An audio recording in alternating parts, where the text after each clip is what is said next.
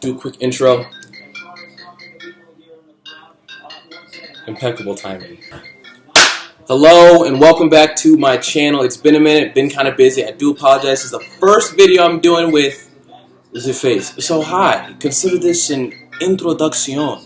That's Spanish for introduction. So today, obviously, ex-cop Derek. Yeah, come on. I'm today with my grandfather, who is. Go ahead and tell them a little bit about your resume, what you retired from, what you did, how you, and what gives you kind of an expertise about this case. Well, when it comes to Start with your name. My name is Alan Mingo. I'm a retired police officer. I did a few years with the township police department, and then I did 25 years with the Michigan State Police Department. And then I went to the Ben Harbor City Police Department and as a captain, and was promoted to chief of police for a couple of years there in Benton Harbor. So a total of 34 years in law enforcement is my experience. So basically, you've seen it all. You've seen it all. So like this case, we want to break down what happened. If you don't already know, which you probably do, Derek Chauvin, however you pronounce it, has been convicted of all three counts of second degree murder, third degree, and second degree manslaughter. So we're going to talk about what we think about this conviction, what we think is going to come next, what's going to happen on appeal, and also we're going to discuss kind of the nuances around this case and what this could mean. So if you were watching the trial, I actually didn't get the opportunity to watch the trial as I'm fairly busy with law school and things of that nature. But looking back through I pulled up the penal code, and I'll put it up somewhere around here where it's discussing certain things about the criteria for second degree murder, third degree murder, and manslaughter. So today I really want to focus on second degree murder. So I'm going to go ahead and read it, and then we're going to talk about our thoughts about it. So, second degree murder is either intentional or drive-by shooting. So whoever does either of the following is guilty of murder in the second degree and may be sentenced to imprisonment for not more than 40 years. The first element is causes the death of a human being with intent to effect the death of that person or another but without premeditation, or causes the death of a human being while committing or attempting to commit a drive-by shooting, a violation of section, etc., etc., etc. Well, the second element does not apply, but the first element does. Causes the death of a human being with the intent to effect the death of that person or another, but without premeditation. So, Granddad, talk to them a little bit about second degree murder and and how that relates to police conduct. Well, you read the elements of second degree murder. Let me just say this to begin with. When I originally saw the video of Mr. Floyd's death and the officer's action involved, not only that officer that had his knee on his neck, Chauvin, but the other officers involved, I just felt that someone in that group should have stopped that officer. Yeah. Someone in that group, another officer, even if it was a subordinate, someone would have said, Sergeant, Lieutenant, whatever his rank was, I don't know what his rank was right off the bat, but somebody said, you're wrong. You need to get your knee off this guy's neck. It's suffocating him. Someone should have stopped that. Having said that, I do believe that Chauvin was guilty of one of those three crimes. Now, whether or not he was guilty of all three, he perhaps were guilty of all three, but the question is, can you prove beyond a reasonable doubt that he was guilty of the three counts that he was charged with? That's what I question. Obviously, manslaughter would be appropriate. I think the elements of that crime was met clearly, but whether or not they were met in those other two incidents, I really don't know. I honestly believe Jason is going to be an appeal process. I believe a higher court is going to take a thorough look to see if the elements of the crime were actually met in all three cases. I certainly hope that Chauvin received, and I hope I'm pronouncing his name right, he received some time. But then there's another issue that you got to deal with, and I don't mean to digress too much from your question, but the other issue you got to deal with is truth in sentencing. Uh, what's the maximum amount of time that he can be given, considering his past criminal conduct, if any? And I believe that's going to be pretty minimal. And the judge is going to be bound, as far as I can understand, the judge is going to be bound to adhere to that truth in sentencing guideline, which most people are not aware of. So there may be a very limited amount of time, maybe 2 years, maybe 3 years. I'm not sure exactly what it would be in this case, but there's going to be a limited amount of time as to how much actual time this former police officer is going to be able to serve. But now, as far as all the elements of the first two charges, and the first one was second-degree murder, was it? Second-degree murder. And the next one was third-degree murder. And then the and following is a second-degree manslaughter. Second-degree manslaughter. Certainly, as I mentioned, that second-degree manslaughter should be a slam dunk. Right. But now, again, were all the elements of the crime proven in those first two charges is where we're at. Will a court of appeals look at this matter and say that the court or the prosecution failed to prove beyond a reasonable doubt that these elements were present to convict him in those first two cases? That's a possibility, but it's one that the public, and sometimes I even believe that the news media advocates one way or the other whether or not they understand that these elements have to actually be proven. They don't really convey that to the public the way they should. Right.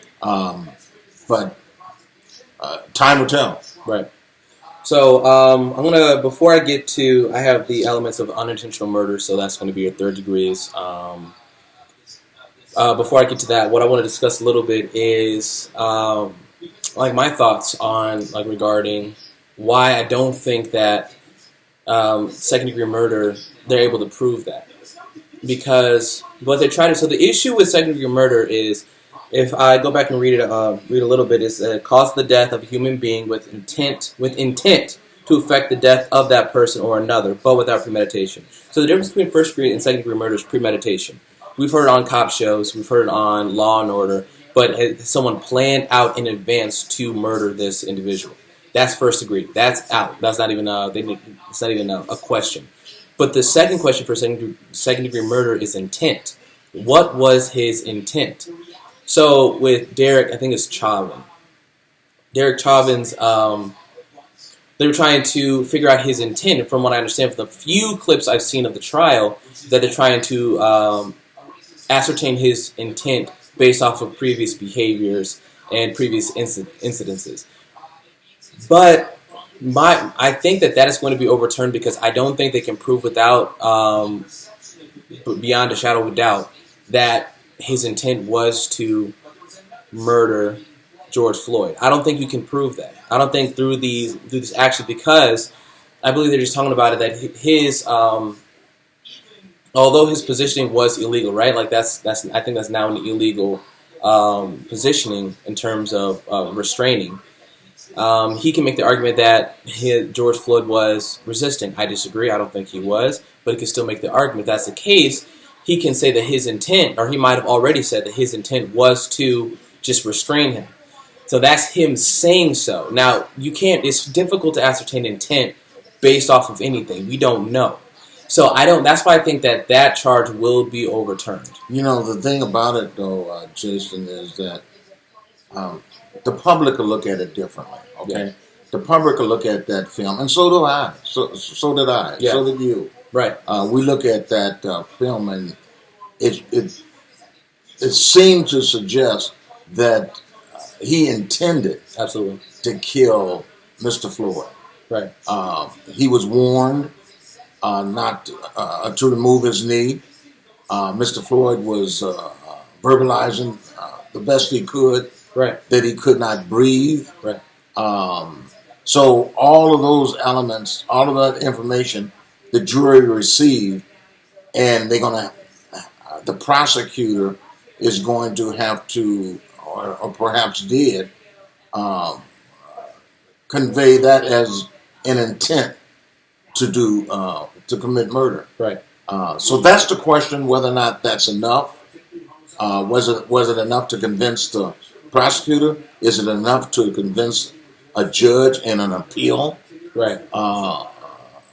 Which is obviously going to take place in this matter. There's going to be an appeal. Absolutely. So intent, and then when you say intent beyond a reasonable doubt, There it is. Yeah. that's the key phrase. Beyond a reasonable doubt.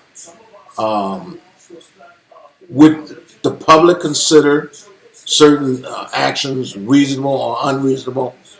As far as and then would the jurors in this particular case consider those actions reasonable or unreasonable? It's going to be a toss up. Right. It's going to be a toss up. So I honestly did not believe that they were going to get this particular charge to stick. No, I agree. I didn't think they were able to. I don't think they met the burden of proof. Because even still, the evidence that is applied, we do know that police officers are granted a little bit more leeway in terms of what they hear and understand based off the situation they're in, because they're in dangerous situations that private citizens don't normally find themselves in. So that's why I'm not too sure if they can actually prove it. And appellate courts are far more, they scrutinize variables far more. I say not effectively. I don't want to be disrespectful, but more in depth than your regular courts, your state courts. So that's why I'm not too sure if they're able to prove that. But well, one important thing that I think, and you didn't look at the complete trial. I didn't look at the trial, so I really don't know. But I think past behavior is something that can be used to establish intent, even in this situation. Past behavior. I wasn't privy to it, but is there documented past behavior on the part of this particular officer that he intended to harm individuals in the carrying out of his duties? I think people can bring that into this particular case and establish the intent that's needed to bring about a conviction.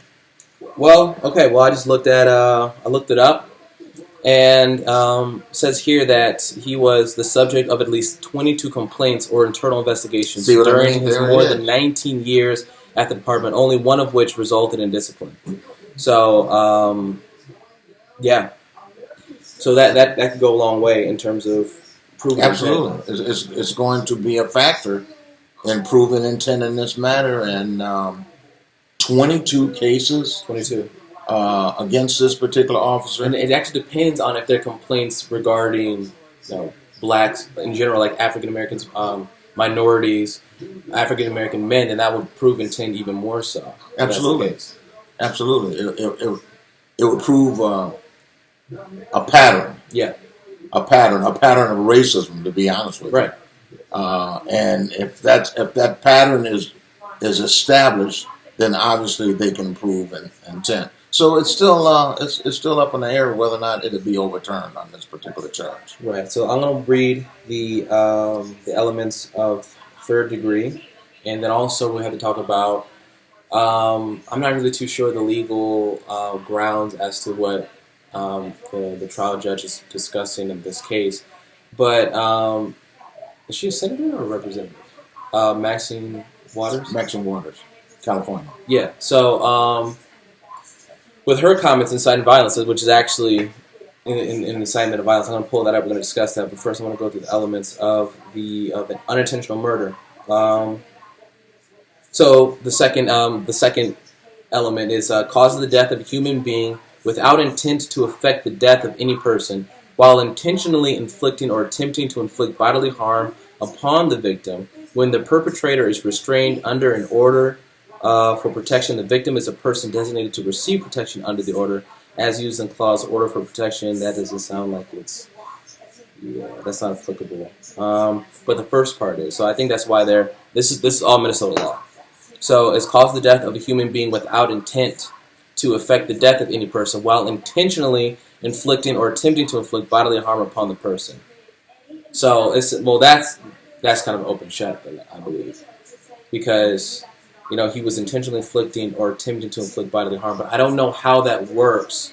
Regarding police conduct. Well, the question I would have to ask myself and see how it relates to this particular charge is, number one, was Mr. Floyd subdued? Was he handcuffed? Was he under control, placed under control by those officers? If all the answers to those questions is yes, we had him under control, and Chauvin, is that how you pronounce it? Chauvin. Continued with his what we believe is unreasonable force, then it almost appears that the elements of that crime was proven as well. Yeah, and I just kind of going off memory. We can pull up the video and look at it in a second here. But I do think that he was restraining for 9 minutes. You're telling me he was struggling for 9 minutes? A good portion of that he was unconscious. So you lose consciousness after only a few minutes of not being able to, actually a minute of not being able to get air. But in his case, he was still speaking for 7 minutes, and then the last 2 minutes he was out cold. And during the whole process, it's my understanding that he was restrained. Yeah, he was. He's restrained. So once a person is restrained, then there's no need for force. Yeah, exactly. That eliminates the need for force. Exactly. So any way you look at it, Jason, this officer is in very serious trouble, and rightfully so. Right. Rightfully so. I made a habit over the years to call it as I see it. If I see an officer that's doing something that's out of line, that's criminal, and I've done it in the past, I've had to administer discipline to officers before. But I believe it should be well documented, and I believe that the appropriate discipline should be carried out. And in this matter, it's going to all fall in the laps of the appeal court. Right. The judge that has to look at the appeal and see if those elements, as we mentioned, can be established. Now, here's where things are going to get interesting. Now, we're going to talk about the politics around this case. So that's a whole new ballgame. That's something else, and so Maxine Waters. I'm looking for the exact quote, but basically, she said that. Here we go.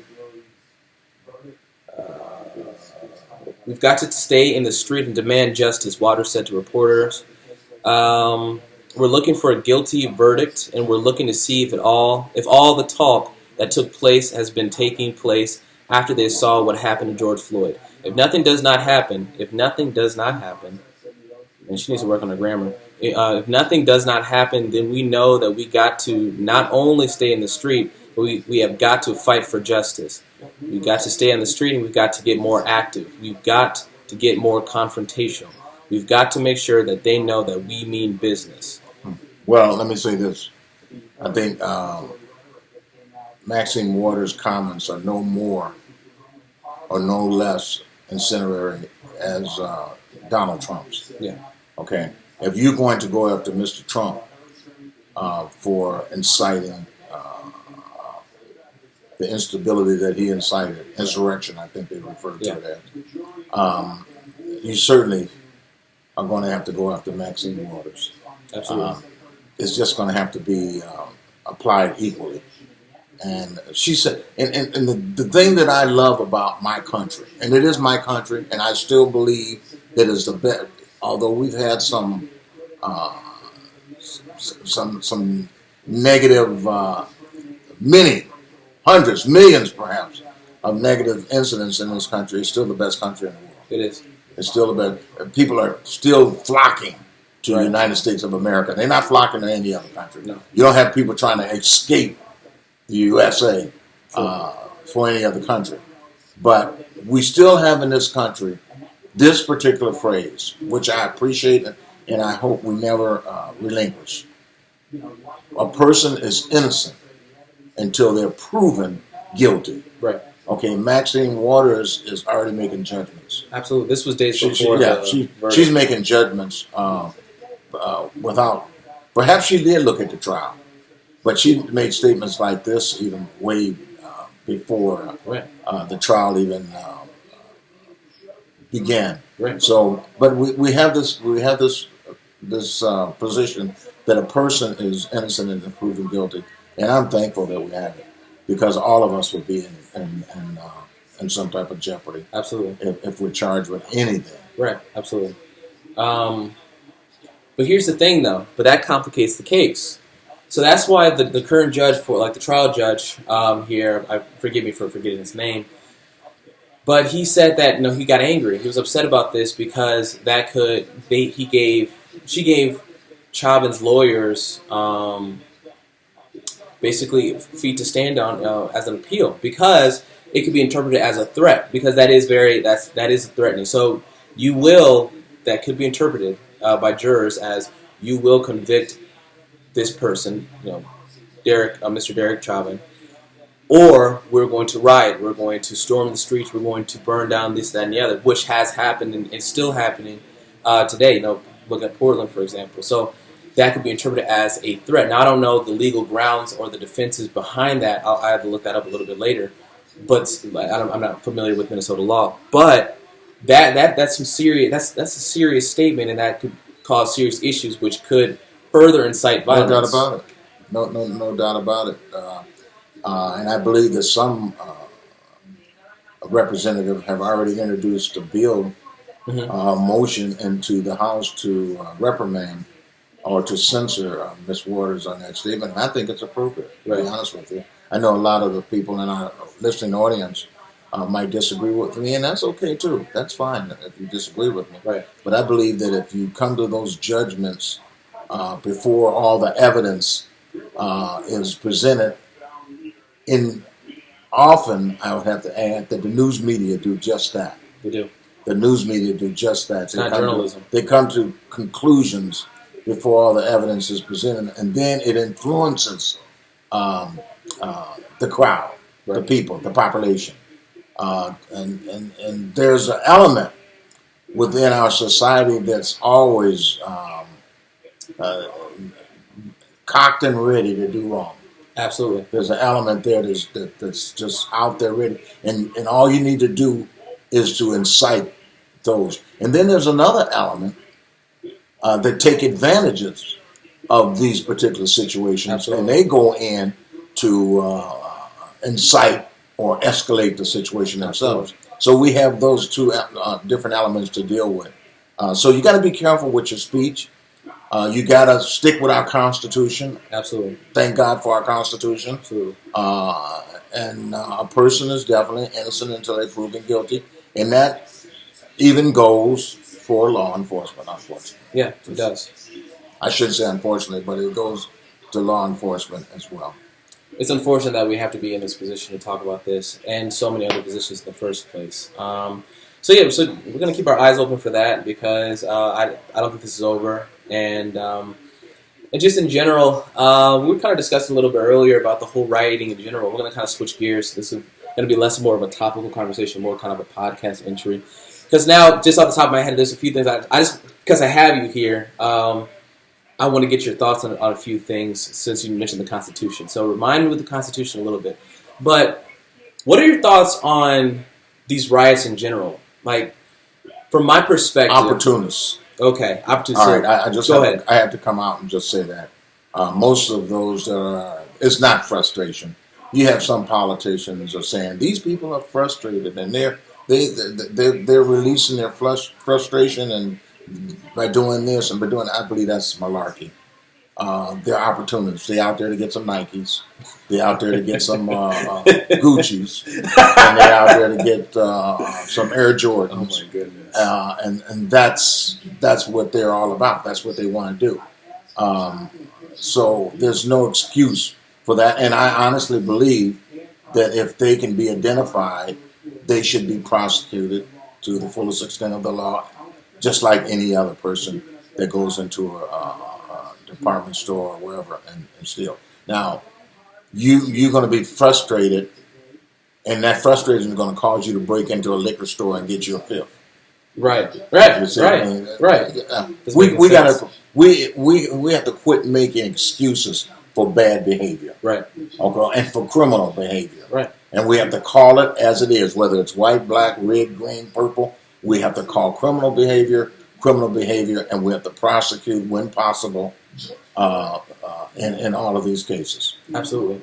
And because a lot of what I've noticed is that they're burning down establishments in their own community. Which makes no sense. Exactly, which makes no sense. But also these establishments that have nothing to do with anything.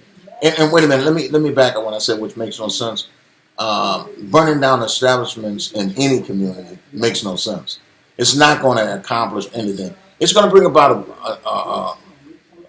a certain degree of fear, and it's going to cause people to react on that fear to try to prevent anything of this nature to take place in their neighborhoods. Right.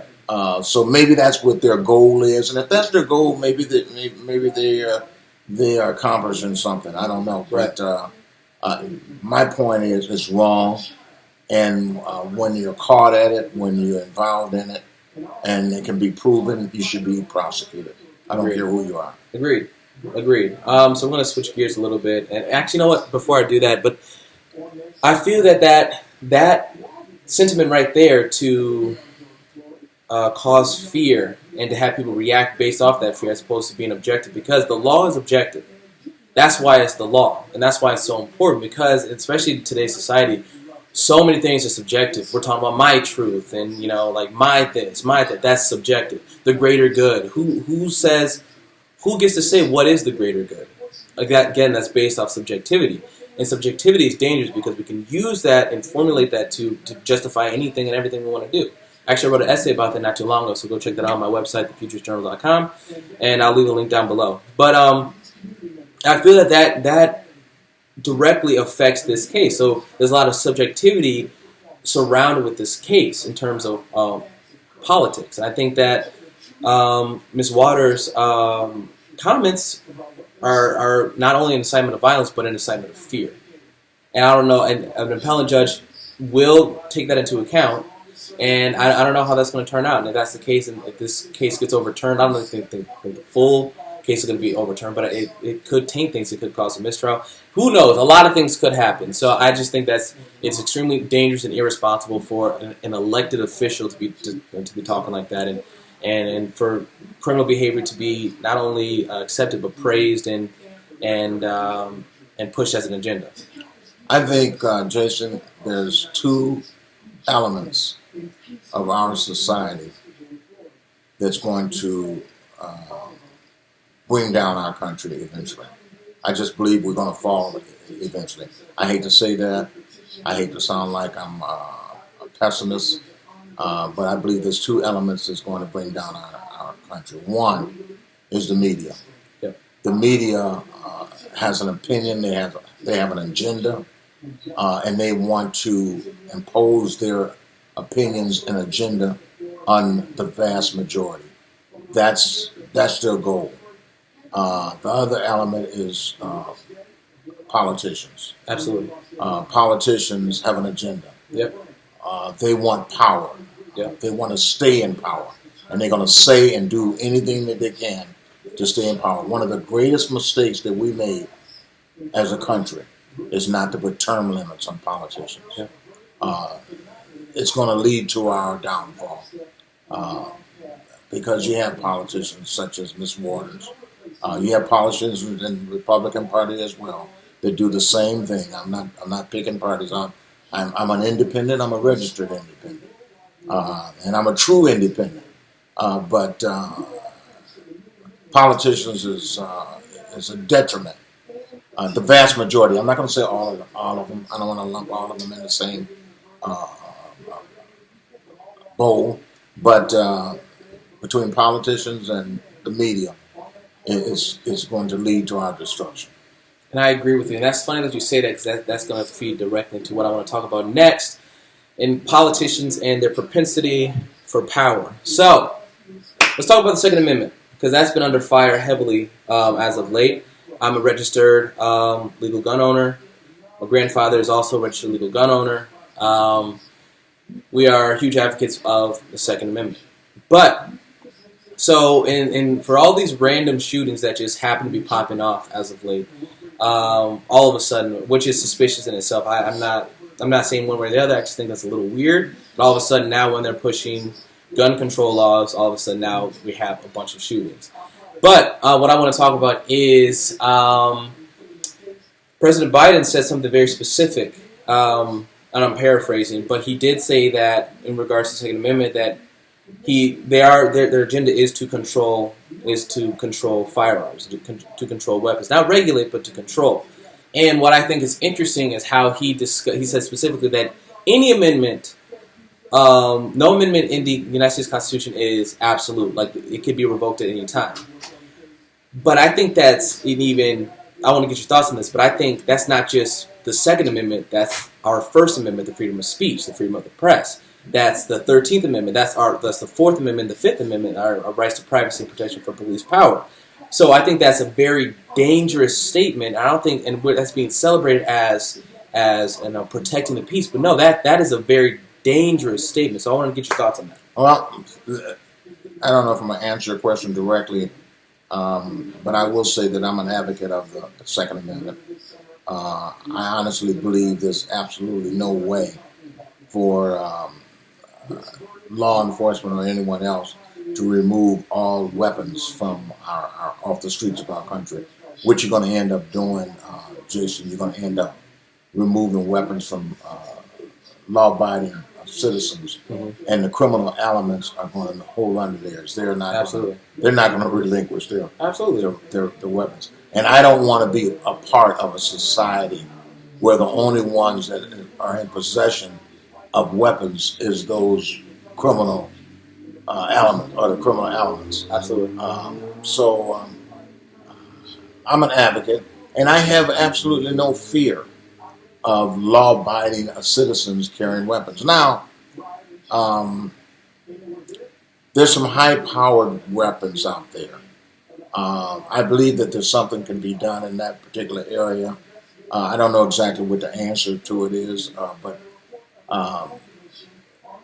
some of these high-powered weapons that they use, I'm hoping there's some type of way we can curtail the access to those type of weapons.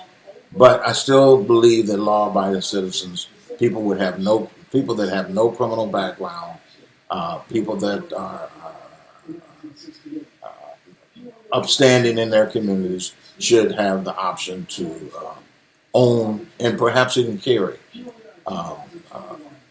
weapons of their choice. Absolutely. You know what I want to talk to? Actually, I haven't discussed this with you at all. Actually, it's been kind of rolling around in my mind. I'm actually in the process of trying to write a paper, an essay talking about the Second Amendment law in general, most specifically based off the historical context of the Second Amendment. So, and then I'm going to relate this to high-powered weapons. So the Second Amendment was created to protect private citizens from a tyrannical government. Right. That's what it's actually about. It's not, if you go through literally word for word, look at the historical context, and I can suggest some books. I actually have a book right here, Common Sense by Thomas Paine. I finished reading this a couple months ago. This will give you some historical context as to why this amendment is so important. So it's against governmental control. Now, their agenda is to control firearms, because if they control firearms, then we can't resist. We are a nation full of rebels. That's how we came to be. We're not insurrectionists, we're revolutionists. We don't like tyrants. We don't like to be controlled. Which is interesting, the Second Amendment, because I'm not really, the logic of it is not making much sense. So you want to defund the police.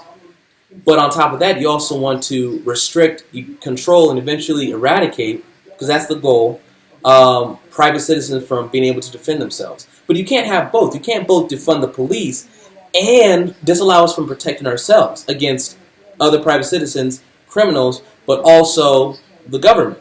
So my idea, and I'm going to get your thoughts on this, but my idea for higher-powered weapons, have a longer waiting period. That's fine. Have psychological, require a psychological evaluation or something. You know what I mean? Go ahead. Yeah. Well, you hit the nail on the head. I have no problem with waiting periods. It seemed to me that we got a plane in the background making noise. But it seemed to me that any law-abiding citizen shouldn't have any issues when it comes to a waiting period. Right. I'm definitely in favor of psychological evaluation. All for it. I can't even see Republicans or Democrats or anyone else, independents or anyone else being opposed to that. People have mental issues. Right. And the last thing, and the majority of these shootings, these mass murders and shootings that we've experienced are from individuals who have some type of mental disorder. Absolutely. So if we can have that type of screening in place, I'm all in favor of it. Same here. So absolutely require it, but don't penalize everyone, private citizens in general, because the governmental power has, even from the right, especially from the right in the Second Amendment, has risen to a level that's pretty much uncontrollable through social media, through big tech, through their surveillance and everything that's going on right now. It's just becoming it's becoming easier for politicians to control us, and the Second Amendment specifically protects against that. And the fact that they're attacking our right to be able to defend us against them shows that their agenda is for more power, is for more overarching control of us. Jason, and I'm going to digress a little bit more if you don't mind. Go ahead. But one of the things that's really causing a lot of problems in our country, in our nation, is the animosity between the parties. Yeah. It's not a disagreement. It's not that I disagree with you on that, or I disagree with you on this particular issue. They have drawn a line in the sand, and they said we disagree with the opposing party on everything. Right. On everything. And we hate you for it. And it is. There's a hatred instilled in this thing, and that's where we've crossed the line. I believe that there's some Democrats out there that have some really good ideas. Mm-hmm. I believe there's some Republicans out there that have some really good ideas. How come we can't come together with those good ideas and bring about some of the necessary changes in our nation that we need? But if you're a Democrat, there's a great big old red X placed on you. And if you're a Republican, the Democrats place a great big old red X on you. And they can't even come together for reasonable legislation. Right. That's one of the issues I have. Another issue I have, and this may be digressing as well, is the fact when they pass some of these bills, stimulus bills, different things like that, I'm in favor of that. Mm-hmm. But they always have so much pork hidden within these bills. Let's if we're going to pass some type of bill that's going to help the American citizen, let it be clean. Right. Let it be clean and well defined. Right. Why do we have other issues hidden in the trunk, right, and in the back seat, right, that the public don't have any awareness of? And why would a politician want to vote on a bill that they have not read? Right. That's where we are. Right. If it's introduced by the Republicans, they don't read it. Right. Introduced by the Democrats, they don't read it. They just pass these bills, and all this pork is instilled into these bills. And this pork, I hate to say it, but this pork is going to friends and family members and different people, and we never hear of it. Yeah. So there's a lot of corruption in politics, and it's leading to our detriment and to our ruin of our nation, and that's one of the areas that concern me as well. I don't want this to get too long, but like, there's just so much to talk about. So you mentioned a stimulus bill. So I want to get your thoughts on. We're going to talk about people in our community, in the Black community, receiving the $1,500, $1,500 stimulus bill or a stimulus check, but spending it however they want to, and then we're going to segue that into reparations and how in this. My issue with it is that why are we so excited about $1,500? That's not a lot of money. That goes like that. That's not a ton of money to do a lot of things. But also, there's been reports and I've been looking through social media, and I've been kind of researching this pretty extensively, that certain individuals who receive this $1,500 uses it on themselves when they have other responsibilities, such as, let's say, for instance, a single mother. A single mother, like a lot of them, I've seen, not a lot, I'm sorry, but I've seen a good amount on Twitter, for example, say, oh, we're going to use this stimulus check to go, party, to go, buy this, that, and the other for us, to buy liquor, so I'm saying, like, just go party, have a good time. When they have kids at home, they're not using that for the betterment of their children, for the betterment of their house, or for educational purposes. So what are your thoughts about that? Well, I'm not opposed to the stimulus bill. I'm not opposed to $1,500. $1,500 may not seem to be a significant amount to some, but to others, it's very significant, and they could use it to help pay debt and do some positive things for it. So, and then sometimes we hear, Jason, about individuals doing the wrong things with food stamps, doing the wrong things with stimulus checks, things of that nature. And we don't hear about the large amount of people that may be getting caught up on rent or buying groceries or things of this nature. So I believe that element is out there. Right. So I'm not opposed to the stimulus check. I just believe that there's so much waste in government. There's just an enormous amount of waste in government that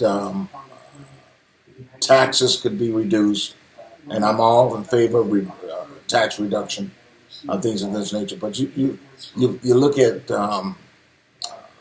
our space program, and I remember years ago they were talking about how much money that they had to spend on a certain fuse or a certain element that they could for a spaceship that they pay an enormous amount of money for, that can be purchased down at your electronics store for a fraction of the cost. So this is the way that they use to help to squeeze other people's palms.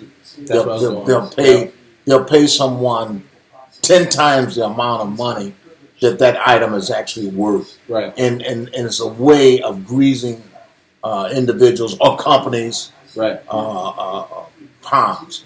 And so I'm not going to get upset over receiving $1,500. I think there's enough people that'll do some positive things with it. But if you relate that to the amount of money that government is actually wasting, for instance, well, I've seen them waste millions. We've heard about them wasting millions on investigations that never amount to anything. Right. Waste millions given to countries that fall into the hands of wicked leadership, and the people in those countries never benefit from all those dollars. These are all our tax dollars. I believe that these type of things can be curtailed to a more productive manner and help reduce the amount of money that the taxpayers actually have to pay. Right. And when necessary, provide those stimulus checks. Right, and that's what I meant. Like, that's where I was going with it. We are satisfied with $1,500. And what I mean in the grand scheme of things, how much we could be asking for, how much we should be receiving as Americans, especially during this time, is chump change in comparison to the amount of money that taxpayer monies are being shelled out to. So, for example, there was a $3 million gender study in the Middle East for what? Like, why are we spending $3 million on a gender study? A gender study in the Middle East. How many millions was that? It was upwards of $3 million. Millions on a gender study. In the Middle East. Now, Middle East. Basically, they grease on somebody's palm. Exactly. It didn't make any sense. So, and my thing is, yes, they give us $1,500, but how much are we paying in taxes? So basically, what we're doing is they're paying us, but then we return it to them in taxes. Yeah. So even more so. So it's really not beneficial for us at all. But you know what, Jason? The cause for that is a simple word that we all know called apathy. Yeah. Apathy. And it's not the politics. We only allow the politicians to get away with what we allow them to get away with. Yep. We sit in the background and we allow these things to happen.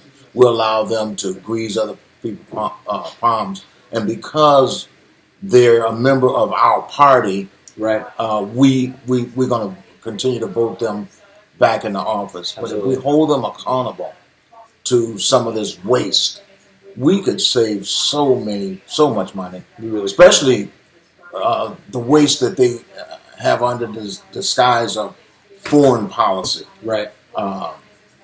It's just total waste. We've given countries so many millions and billions of dollars that have not benefited them one bit.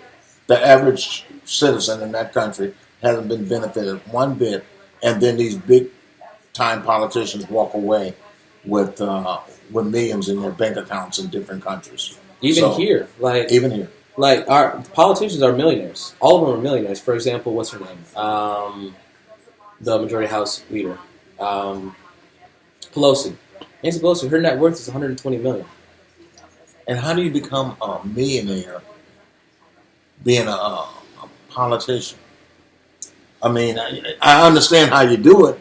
Yeah. But and not only her, let's not necessarily pick on Miss Pelosi, although I believe there's some very questionable activity in her background. Mm-hmm. But you can go to across the board. Yeah. Across the board, there's other people that have done the same thing. They become millionaires, and even after they leave Congress, oh yeah, they're becoming what do you call them? The advocates for other countries. There's a word they use. Oh shoot, I know it. Give me a second, I know it. You go ahead. Lobbyists. They become lobbyists, and even after they leave office, and they still make other additional millions of dollars lobbying. So we need to stop this thing, and term limits is the only solution to this problem that we're faced. Absolutely, and it's a problem that unfortunately I don't really see being fixed because of the people. Those who want the term limits can't enforce the term limits, and the people who the term limits are enforced against don't want them. Right. Are the very same people who are supposed to help us to enforce them. So the problem is, our government doesn't serve us; we serve them. Right. You know, they rule over us, and it kind of goes to arrogance. Like it's an arrogance. So they're like gods over us, and we're their subjects. And that's what it seems. Instead of it being how the Constitution designed it, as them serving us, the people. So it's getting old, especially with now. We're not going to talk about this today. We're going to have to hop back on and talk about this. So I want to get your thoughts on packing the court, changing that from 9 to 13, all these executive orders, and then we're going to talk about how little power executive orders actually do. They have very, very little legal power, very little. Like it's all for show. But we're made to seem that that this is normal. This is not normal. This is tyrannical. We don't have a king. We have a president. There should be no reason why all these executive orders should be shelled out like this late. Like he's been president for only a few months, but he's still shelling out executive orders, and still it's crazy. Like this seems like such a longer period of time of him as president and has been so tumultuous and stopping the pipeline, even though he said he wouldn't. I don't know, lies, but no one, the media's not calling it out. We're not calling it out as people. It's okay, and like we're not calling out the differences. It's hypocrisy. You know, and the situation at the border is more chaotic right now than it was when Mr. Trump Absolutely was in office. Absolutely. And boy, I'm telling you, the media went crazy. Yeah.